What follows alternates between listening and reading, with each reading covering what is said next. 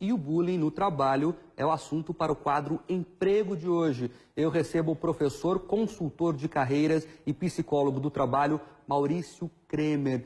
Bom dia, doutor. Em que situações nós podemos dizer que o empregado está sofrendo bullying? Como é que funciona isso? Geralmente o bullying a gente pensa lá na escola, né? Entre as crianças, entre aquela brincadeira de mau gosto entre crianças, mas no trabalho isso é bem frequente. Sim. Bom dia, né? Queria agradecer a oportunidade mais uma vez. O bullying, ele é um processo que ele vai se desenvolvendo dentro da empresa e as pessoas não percebem. Então, por que existe o bullying? O bully, em inglês a palavra bully, quer dizer intimidação. Então, é uma forma de intimidar uma pessoa. E existe uma série de fontes. Por quê? Competição interna da empresa, a ameaça que os profissionais representam para alguns colegas de trabalho. E aí o bullying se transforma numa ferramenta de assédio moral. É um assédio disfarçado.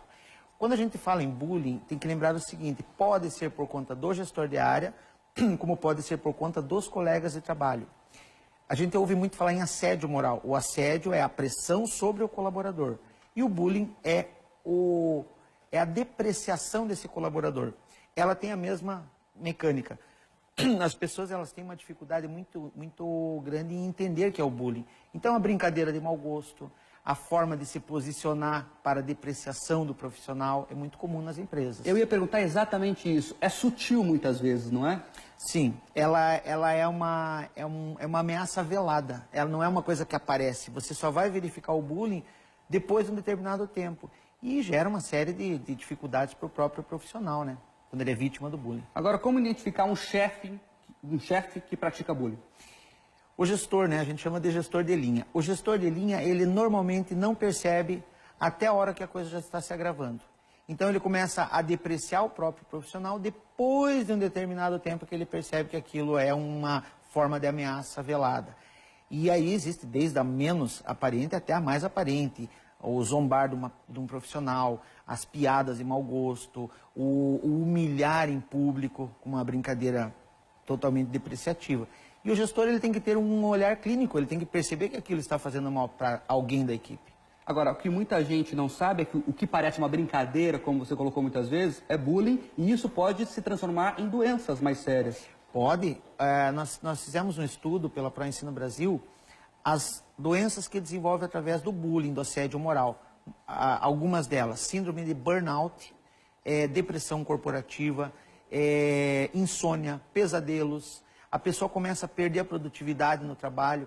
Então, cabe ao gestor e à empresa entender aonde ele está vitimando profissionais através desse tipo de comportamento. A cobrança excessiva por atingir metas, por exemplo, também pode ser encarado como um bullying? Ela fica mais na característica do assédio moral. Só que a forma de você, por exemplo, do gestor dizer assim, esse mês aí vocês vão para a segunda divisão, por exemplo, é um bullying. Só que é um bullying associado ao assédio moral, porque ele está cobrando um resultado em forma de bullying. Quer dizer, é a intimidação que o gestor está fazendo. Agora, você falou que tem doenças que podem ser desenvolvidas por causa do bullying. Como é que é o tratamento nesse caso depois? Identificar o problema, como tratá-lo? Sim, aí a pessoa que é vítima e começa a desencadear a doença ocupacional, então desde a depressão, a ansiedade, o erro contínuo no trabalho, ela tem que procurar pessoas especializadas em fazer um tratamento. A gente utiliza a psicologia do trabalho como fonte para resolver essa situação. Quer dizer, o parte é do profissional expor isso aí, ele tem que procurar, dentro da empresa, a área de gestão de recursos humanos, mostrar que está sendo vítima para que seja identificado. E do outro lado do balcão, como a empresa, o empregador, por exemplo, o pequeno empresário, que muitas vezes não tem nem noção do que está fazendo, como ele tem que se programar, como ele tem que fazer para evitar praticar o bullying? Certo. Primeira coisa, ele tem que ser profissional. Qualquer gestor de área, independente de uma empresa de 2 colaboradores ou de 5.000 colaboradores, o profissionalismo tem que falar mais alto. Ele tem que entender o seguinte, que o profissional que está sendo vítima de bullying, ele vai perder produtividade, ele vai perder qualidade de vida no trabalho, ele vai se transformar num profissional infeliz. Então, é o olhar da empresa que tem que evitar essa situação degradante. Ok, fica então um importante alerta. Obrigado pelas informações. Eu que agradeço. Muito obrigado.